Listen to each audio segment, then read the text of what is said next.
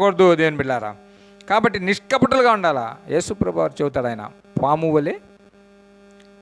వలె వివేకం కలిగి పామురు వలె నిష్కపటులై ఉండండి. దేవుని బిడ్డారా, నిష్కపటులై ఉండాలా. అంటే కపటము లేని వారుగా ఉండాలా. కపట ప్రేమ చూపిస్తారు. బైబిల్లో ఉన్నారు 2-3 కపట ప్రేమ చూపించేవాళ్ళు. అవసరం కొద్ది ప్రేమ కాదు, నీ కపటము లేకుండా ఎప్పుడు ఒకే విధంగా ఉండాలి. దేవునికి స్తోత్రం చెప్పండి.